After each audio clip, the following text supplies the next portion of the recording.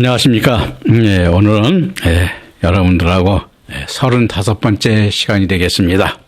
35번째 시간은 우리가 아브라함이 믿음이 즉 하나님으로부터 새로운 이름을 받고 아브라함에서 아브라함으로 이름을 하나님께서 바꿔주시면 그 은혜 즉 그 의미와 또 사례를 우리가 사라로 이름을 바꿔주신 그 은혜의 의미를 한번 깨달아 보면서 여러분과 오늘 그 은혜의 믿음이 어떻게 아브라함이 깨닫고 그 은혜가 어떻게 아브라함으로 변화시키는 믿음이 나타나는가를 한번 성경을 통해서 깨달아 보도록 하겠습니다.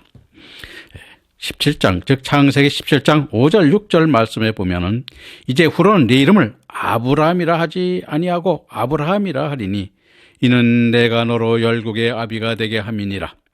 내가 너로 심히 번성케 하리니 나라들이 네게 쫓아 일어나며 열왕이 네게로 쫓아나리라 라고 말씀하고 있는데, 자, 아브라함의 이름은 우리가 아브라함이라는 즉 이름은 고귀한 아비 높여진 자의 아비의 뜻인데, 이제는 열국의 아비라는 의미를 가지는 아브라함이라는 이름으로 부르게 하신다고 하셨으니 아브라함께서 이름을 바꿔주시면 하나님의 사람으로 신분이 바뀌었음을 우리에게 보여주는 것입니다. 다시 말하면 아브라함이라는 이름의 수는 사의 숫자로, 사는 땅의 수, 세상 수로 인간의 나약함과 허망함을 나타내는데, 열국의 아비란 의미를 가지는 아브라함은 해라는 글자가 중간에 들어감으로써 숫자 5를 상징하는 이름으로 바뀌어져 은혜의 수가 되었다는 것입니다. 즉 하나님의 은혜가 임하게 되었음을 말하는 것으로 하나님의 부르심을 받은 자가 되었음을 말하는 것입니다. 그러므로 하나님의 말씀 안에, 즉 하나님께 안에서 하나님의 말씀에 따라 순종하며 사는 그러한 믿음의 아비가 되었음을 우리에게 보여주는 것입니다. 따라서 실제로도 아브라함은 이스마엘 족속과 후처 그드라를 통하여 그드라의 족속, 에돔 족속, 이삭의 씨로 이스라엘 많은 족속들이 아브라함을 통하여 나왔으니 열국의 아비의 언약이 성취되었음을 우리에게 보여주고 있는 것입니다.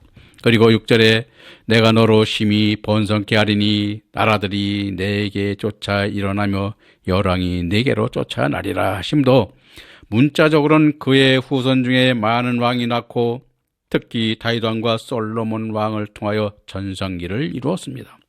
그리고 본문의 최고 성취는 만왕의 왕이시오 만주의 주신 예수 그리스도께서 그의 후손으로 오셔서 영원한 생명의 주로 이루신 요한계시록 22장 5절에 다시 밤이 없겠고 등불과 햇빛이 쓸데없으니 이는 주 하나님이 저에게 비추심이라 저희가 세세토록 왕 노릇하리라 하신 말씀대로 하늘나라에서 아브라함의 믿음의 후손으로 온 우리들도 영원한 왕 노릇함으로써 장차 우리들에게도 이루어질 언약이 되게 하신 것임을 우리는 오늘 그 역사도 함께 깨달아 보시기 바랍니다. 그리고 17장 7절 8절에 내가 내 언약을 나와 너와 내 후대 대대 후손의 사이에 세워서 영원한 언약을 삼고 너와 내 후손의 하나님이 되리라. 내가 너와 내 후손에게 너의 우거하는 이 땅 곧 가나안 일경으로 주어 영원한 기업이 되게 하고 나는 그들의 하나님이 되리라 하셨는데, 자, 하나님께서 아브라함에게 나와 너와 내 대대 후손 사이에 영원한 언약을 삼고 너와 내 후손의 하나님이 되리라 하셨는데, 아브라함의 후손까지 영원한 언약으로 삼으신다는 것은 아브라함의 믿음 안에 있는 모든 자들에게 적용된다는 말씀으로 사도행전 2장 39절에 베드로가 이 약속은 너희와 너희 자녀와 모든 먼데 사람 곧 주 하나님이 얼마든지 부르시는 자들에게 하신 것이니라 말하고 있고, 사도 바울 역시 이 언약에 근거하여 이방인들에게 복음을 증가하였음을 사도행전 16장 37절 등 사도행전에서 우리에게 그 역사가 일어남을 보여주고 있습니다. 그리고 너와 내 후손의 하나님이 되리라는 말씀은 하나님의 언약에 대한 핵심으로 하나님께서는 자신과 언약 관계에 있는 자들에게 은혜로 구속을 이루어 주실 것을 얘기해 주는 축복의 말씀인 것입니다. 왜냐하면 하나님께서는 생명작체이신 창조주로서 요한복음 14장 6절에 예수께서 가라사대 내가 곧 길이요 진리요 생명이 나를 말미암지 않고는 아버지께로 올 자가 없느니라 말씀하심으로써 당신과 함께하는 자들에게, 즉 요한복음 17장 3절에 영생은 곧 유일하신 참 하나님과 그 보내신 자 예수 그리스도를 아는 것이니이다 라고 말씀하시므로 영생을 보장해 주시고 있기 때문인 것입니다. 그리고 8절에 곧 가나안 일경으로 주어 영원한 기업이 되게 하고의 영원한 기업인 아웃자울람은 하나님께서 아브라함과 그 자손에게 대대로 가나안 땅을 상속하게 할 것을 말씀하시는 것으로 후난 언약대로 여호사의 영도하에 이스라엘 백성들에게 상속하게 하였습니다. 그러나 후대 자손들이 하나님께 범죄함으로 그 땅에서 쫓겨났고 AD 70년에 예루살렘이 멸망한 후 약 2000년 동안 유리하기까지 되었는데, 이는 하나님께 믿음과 순종이 따르는 조건이 있음을 출애굽기 19장 5절 6절, 신명기 4장 25절 31절, 호세아서 9장 10절 등에서 말씀하고 있습니다. 그래서 우리가, 여러분들도 잘 알겠지만, 우리가 하나님을 믿고 하나님을 따르는 것이 하나님의 뜻에 합당하게 따라야 됨을 우리는 항상 강조하는데, 이 강조는 아무리 강조해도 지나침이 없는 것임을 우리는 깨닫고, 항상 하나님께서 경배와 찬양을 드릴 때도 하나님의 뜻에 합당한 경배와 찬양을 드려야 됨을 우리에게 보여주고 있는 것입니다. 그래서 앞으로 이와 같은 것들도 하나하나 여러분들과 함께 성경 말씀에 나올 때마다 여러분들한테 강론을 하려고 합니다. 그리고 또 우리가 지금 출애굽기 19장 5절 6절, 신명기 4장 25절 31절, 또 호세아서 9장 17절 등도 그때그때 것들이 나올 때 자세하게 설명을 하려고 합니다. 여러분들도 빠짐없이 항상 시청하셔서 여러분들도 하나님의 뜻에 합당한 경배와 찬양을 드리고 하나님께 모든 것들이 하나님께서 이루고자 하시는 역사의 주인공들이 되시기를 바랍니다. 이어서 17장 9절 10절의 말씀을 같이 보겠습니다. 하나님이 또 아브라함에게 이르시되 그런즉 너는 내 언약을 지키고 내 후손도 대대로 지키라.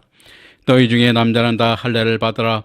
이것이 나와 너희와 너희 후손 사이에 지킬 내 언약이니라 라고 말하고 있는데, 자, 하나님이 아브라함에서 아브라함이라고 된 아브라함에게 너는 내 언약을 지키고 내 후손도 대대로 지키라 하신 지키라는, 우리가 히브리어 샤마르로 준수하다, 주의를 기울이다는 의미로 언약의 주체자이신 하나님으로서 실제로 일방적 성격을 지닌 언약이지만, 언약은 쌍방이 준수해야 할 조건임을 우리에게 말씀해 주고 있는 것입니다. 그리고 언약의 증표로 10절에서 할례를 받을 것을 말씀하시고 있는데, 할례는 우리가 몰이라고 그러는데 이것을 성기의 표피를 잘라낸 것으로, 이 할례 의식은 아브라함의 자손뿐만 아니라 이스마엘 자손과 에돔 족속, 암몬 족속, 애굽인들도 시행하였고, 오늘날의 조사 결과로는 페니키아인 자손뿐만 아니라 아프리카 자손, 즉 아메리카 자손, 남태평양의 군도 등에서도 행하여졌다고 합니다.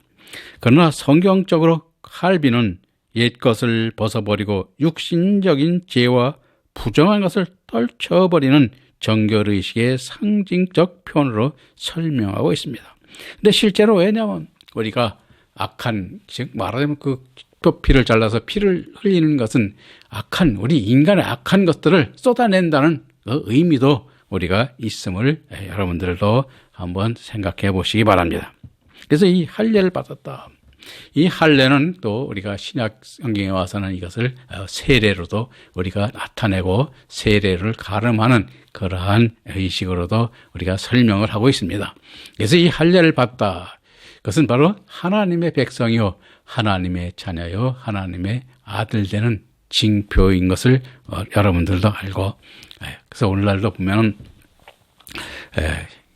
할례를 받기 위해서 그것을 징표를 받는데, 이것은 사실은 이 신약에 와서는 하나의 상징적인 징표지, 꼭 우리가 육신적인 할례를 받는다는 받아서 나쁠 건 없습니다만은 좋고 나쁜 것은 아니라 우리가 마음의 할례, 믿음의 할례를 중요하게 생각하고 있으므로 이 사도 바울은 여러분들이 이 할례를 우리가 마음의 할례, 즉 믿음의 할례로 말씀하고 있음도 여러분들이 참고하여 알아두시기 바랍니다.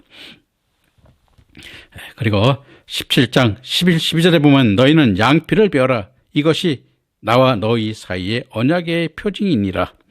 대대로 남자는 집에서 난 자나 혹 너희 자손이 아니요 이방 사람에게 돈으로 산 자를 물어나고 난 지 8일 만에 할례를 받을 것이라 라고 말하고 있는데, 자, 이 징표, 즉 이 할례를 받는 징표는 우리가 뭐냐면 레오터 베리트인데, 이게 약속의 증거, 약속의 표시를 뜻하는 말로 할례가 하나님과 아브라함과의 약속의 징표로서 하나님이 택함 받은 백성을 나타내는 표시로 우리가 여겼던 것입니다.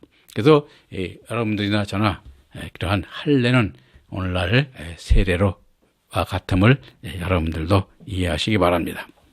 그리고 골로새서 2장 11, 12절에 또 그 안에서 너희가 손으로 하지 아니한 할례를 받았으니 곧 육적 몸을 벗은 것이요 그리스도의 할례니라.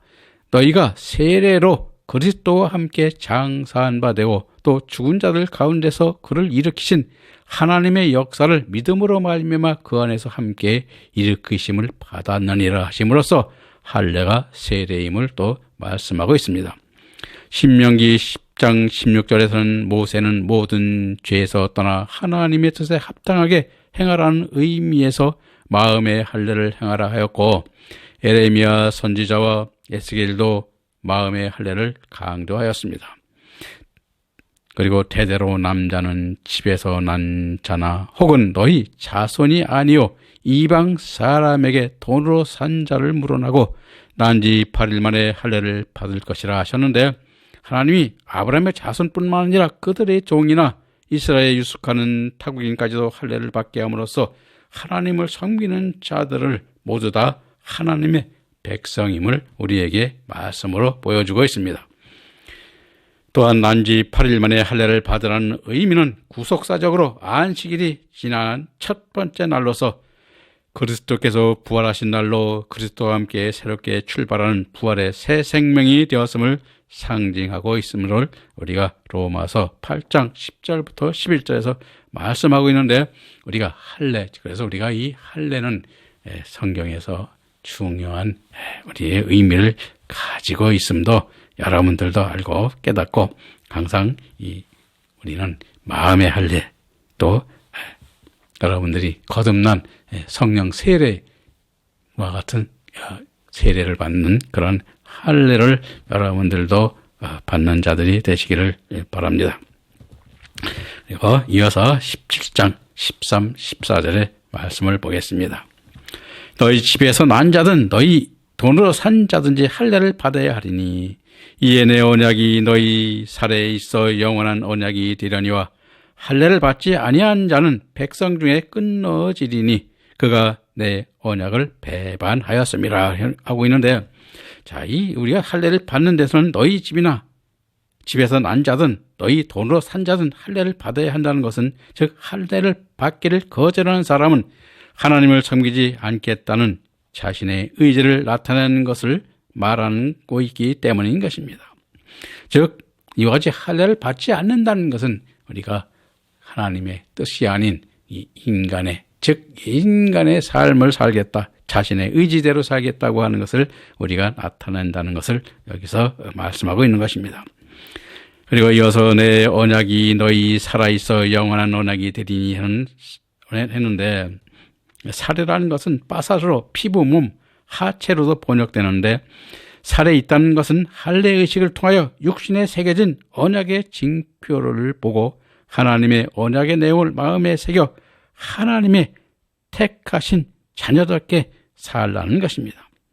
그리고 할례를 받지 아니하는 자는 자기 백성 중에 끊어지리니 내 언약을 배반하였습니다 했는데, 백성은 우리가 아무로 하나님을 섬기는 신앙 공동체의 자녀를 말하며, 끊어진다는 카라트는 육체적 죽음을 당하는 뜻이 아니라 하나님의 언약 관계에 있는 공동체에서 제외될 것을 의미하는 말인 것입니다.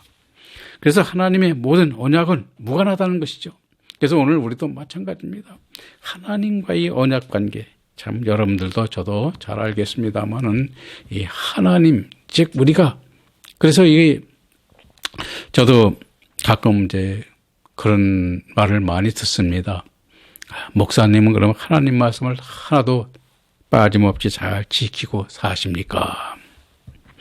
근데 사실 저도 부끄러운 얘기지만 하나님 말씀, 하나님의 계명을 한 계명도 제대로 제가 지켰는가 생각해 보면 제대로 지킨 것이 기억나지 않습니다. 왜? 모든 것이 하나님의 언약을 지킨다는 것이 우리 육신을 가진 사람으로서 그 지키기가 쉽지가 않은 것입니다.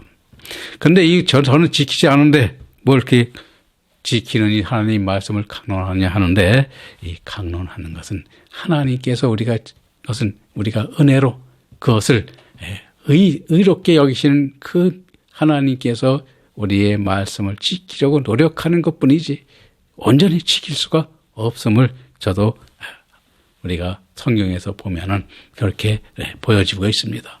그래서 우리가 성경 말씀을 온전히 지키려고 우리는 하나님의 뜻에 합당하게 지키려고 노력은 하는 것이지 온전히 지킬 수 없는 것은 성경에서 나타내 보이고 있는데요.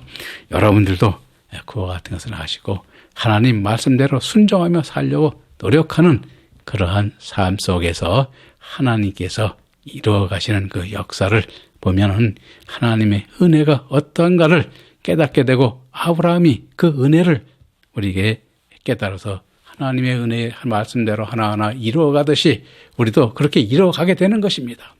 우리가 모든 것을 우리가 다 이루어서 한꺼번에 또는 차츰차츰 우리가 이 믿음을 성장시켜 가는 것이지 그렇게 하루아침에 모든 것이 되는 것은 아닙니다. 그래서 여러분이 저나 우리는 하나님께 실망하지 말고 항상 지키려고 아는 대로, 제가 여러분들이나 저나 성경에서 보고 깨달은 대로 그 행하기를 노력하는 그러한 믿음의 사람이 되기를 바라는 것뿐입니다. 저도 그렇게 살아가고 있습니다. 그리고 이어서 17장 15, 16절의 말씀을 보겠습니다. 하나님이 또 아브라함에게 이르시되 내 아내 사라는 이름을 사레라 하지 말고 그 이름을 사라라 하라. 내가 그에게 복을 주어 그로 내게 아들을 낳게 하며 내가 그에게 복을 주어 그로 열국의 어미가 되게 하리니 민족의 열왕이 그에게서 나리라 하셨습니다. 즉 사레라는 말은 우리가 나의 공주라는 의미인데, 하나님께서 왕녀라는 의미의 사라로 이름을 바꾸어 주시면 남편 아브라함과 함께 열국의 왕비로 믿음의 조상이 되게 하심을 뜻하는 것이며, 이것은 여인의 후손으로 오실 예수 그리스도로 인하여 구원을 얻게 될 많은 영적 자녀의 어미가 되는 것을 의미하는 것입니다. 따라서 제롬과 어거스틴은 사라가 교회의 어미가 된다는 의미로 해석하기도 하였지만, 사라로 이름을 바꿔주시면 하나님과 새로운 언약 관계의 수립이라는 구속사적 의의를 가진다고 또 할 수 있을 것입니다. 그리고 16절에서 사라에게도 앞으로 6절에서 아브라함에게 약속한 언약을 하시고 있는데, 사라의 의미는 여장부, 여주인, 왕비의 의미대로 아브라함과 더불어 열국의 어미가 될 것을 우리에게 말씀하고 있습니다. 그래서 우리에도 마찬가지지만은 열국의 어미, 열국의 아비가 된다는 것은, 그래서 우리가 아브라함을 우리가 믿음의 조상이라고 하는 것도 바로 이 하나님께서 주시는 그 은혜를 우리가 어떠한 은혜를 어떻게 깨달아갔는가, 오늘도 그 은혜 속에 그 사랑을 보고 깨달을 때 우리는 그 사랑과 은혜 속에서 하나님의 그 큰 사랑과 은혜에 느끼는 만큼, 깨달은 만큼 또 하나님께 찬송과 영광과 경배를 드리며 그 은혜를 사랑하는 이웃과 형제들에게도 그 은혜로 삶을 살 수 있도록 전도하고 또 하나님의 뜻을 이루어가는 역사를 함께 이루어가는 여러분들이 될 것을 깨닫게 되는 것입니다. 그래서 여러분들도 함께 그 믿음의 길을 가기를 원하면서 오늘 말씀들 여기서 마치겠습니다. 다음 시간에 뵙겠습니다.